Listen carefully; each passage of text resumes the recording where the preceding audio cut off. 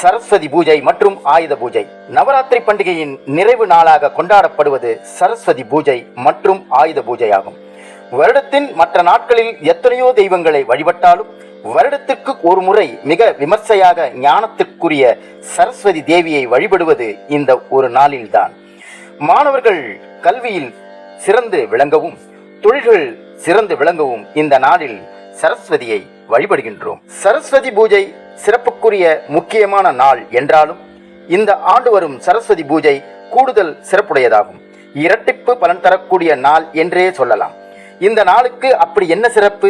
இந்த நாளில் எந்த நேரத்தில் எப்படி சரஸ்வதி தேவியை வழிபட வேண்டும் என்பதை தெரிந்து கொள்ளலாம். நவராத்திரியின் நிறைவு நாளாக வரக்கூடியது சரஸ்வதி பூஜை, ஆயுத பூஜை.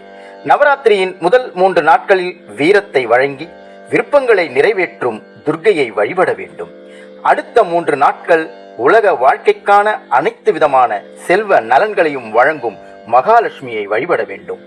நிறைவாக வரும் 3 நாட்களில் ஞானத்தை வழங்கும் சரஸ்வதியை வழிபட வேண்டும் என நம்முடைய முன்னோர்கள் வகுத்து வைத்துள்ளனர். சரஸ்வதி பூஜையுடன் ஆயுத பூஜையும் சேர்ந்து கொண்டாடுவது என்பது மிக சிறப்பான ஒரு விஷயம். கல்வி கலைகளுக்கு உரிய தெய்வமாக கருதப்படும் சரஸ்வதிக்குரிய வழிபாட்டினை நவராத்திரியின் நிறைவு நாளில் தான் மேற்கொள்கின்றோம்.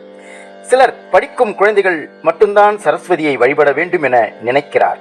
ஆனால் எவ்வளவுதான் செல்வம், வீரம், அதிர்ஷ்டம் என அனைத்தும் இருந்தாலும் ஒருவனுக்கு ஞானம் இருந்தால் மட்டும்தான் அவன் வாழ்க்கையில் வெற்றியை பெற முடியும்.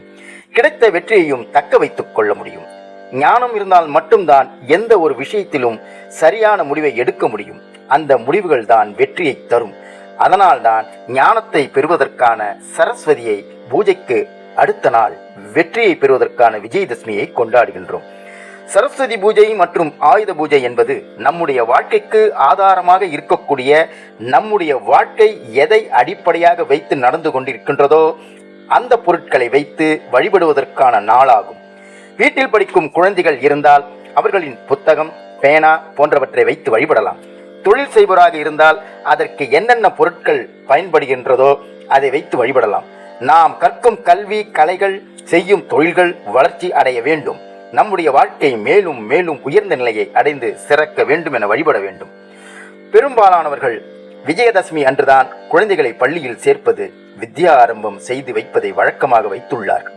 ஆனால் தற்போது சரஸ்வதி பூஜை அன்றே பல பள்ளிகளில் மாணவர் சேர்க்கையும் வித்யா ஆரம்பமும் நடத்தப்படுகிறது. ஆம் ஆன்மீக அன்பர்களே, சரஸ்வதி பூஜையை சிறப்பாக கொண்டாடுவோம். சரஸ்வதி பூஜையோடு சேர்ந்து வரும் ஆயுத பூஜையும் சிறப்பாக வழிபடுவோம்.